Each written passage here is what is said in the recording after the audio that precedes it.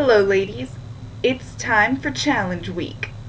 Muda, Brenda, Jessica, Susan, Scarlett, Buda papira papa, scrata da di da da. Collab of awesome.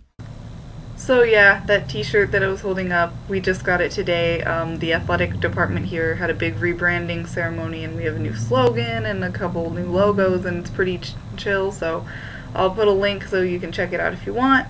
Yeah, and so it's fanfiction week this week, and Muda, I really enjoyed yours. I really liked it, so yeah, congrats on that, and yeah, that's all I really have to say. It was awesome.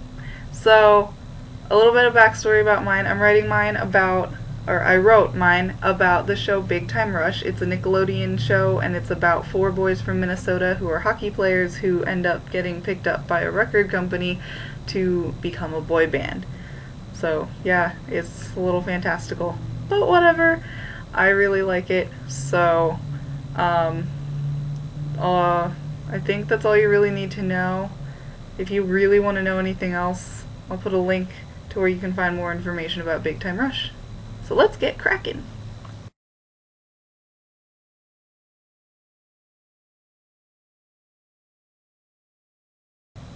Happy birthday, beautiful.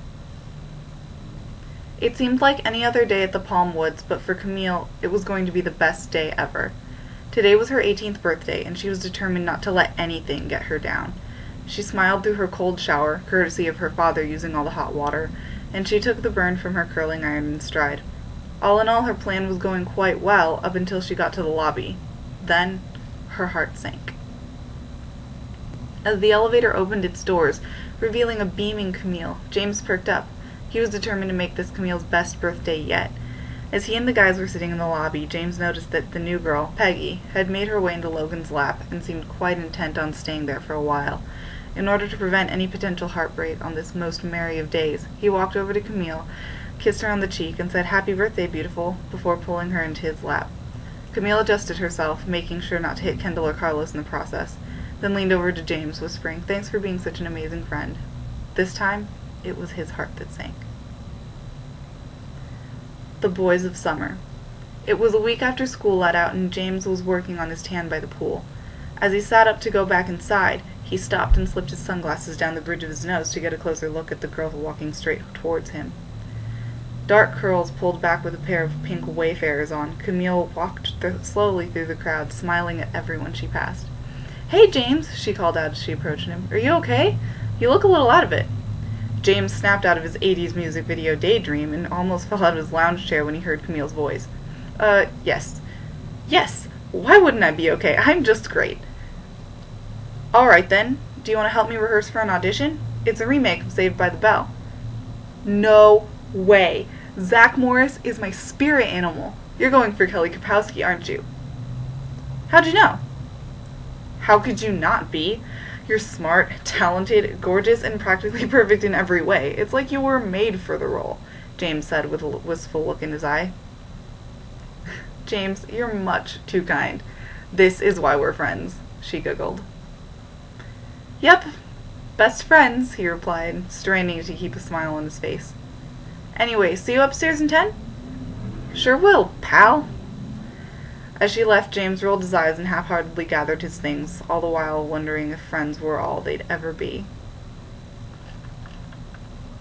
Witchcraft.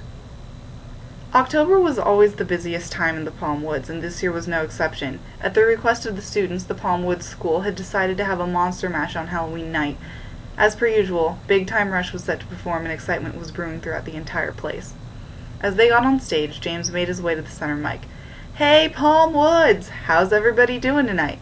As you know, we are Big Time Rush, and we're super excited to get this show on the road. I'd like to dedicate this song to a wonderful girl named Camille. There's no nicer witch around." As James pointed to her, Camille curtsied and tipped the brim of her black pointed hat. With that, they started to sing Any Kind of Guy, and the party was officially started. When the boys were done with their set, they went and mingled with the rest of the Palm Woods crew. "Hey, Camille!" James shouted from across the room. "Hey, James! Thanks so much for that shout-out up there. Gotta ask, though, why me?" Come on, I've been everything for you, from a wizard to a hair model spy prince. This is true, and I have asked you to be many a guy for me. Thanks for always being there. Just then, Logan walked up. Hey, Camille, you want to dance? James, seeing her face light up at the offer, said his goodbyes and went and sat with Carlos. Eventually, he made his way out onto the dance floor, but the one girl he wanted had already flown away, the spell she cast on him lingering in the air. Have yourself a merry little Christmas. For Camille, the move from Connecticut to LA was a mixed blessing. While she had much more of an opportunity to become a professional actress in California, there was no snow in the winter. The holidays were a time for carols by the fire and great memories to share. While she probably could have stuck through it in other circumstances, this year she had to spend Christmas all by herself because her father was stuck on the East Coast due to weather delays. Knowing that Camille would be all alone on Christmas worried James. While he didn't celebrate Christmas, being Jewish and all, he knew what a big deal it was for Camille. She always helped him celebrate Hanukkah, even though he was far away from his home, and now it was time he returned the favor.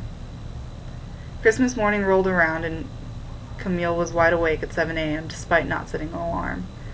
Groggily, she made her way into the kitchen and started making some coffee, but she didn't make it much further than her bedroom door until she stopped dead in her tracks. Her once drab apartment, left untouched since she had no plans for celebrating, was decked out in lights and garland with a newly cut and fully decorated baby fir in the center of the living room. The tree was surrounded by presents, and a single stocking was hung over the oven door for lack of a fireplace. Shocked, she made her way through the living room where, on the coffee table, was a glimmering star-shaped tree topper with a small piece of paper attached that read, "Merry Christmas! Love, James." As she hung the star up on the highest bough of the baby fir, Camille smiled and thought, I must be the luckiest girl in the world. Now, I'm not going to read you the last part because I'm going to post it up on fanfiction.net and you guys can read it. I'm going to put a link down there. So yeah, definitely check in the doobly-doo today because I'm going to put a lot of links. Ladies, I cannot wait to see what you guys have written. I hope you enjoyed it. Please comment, let me know. Yeah, that's all I have for you guys, so bye!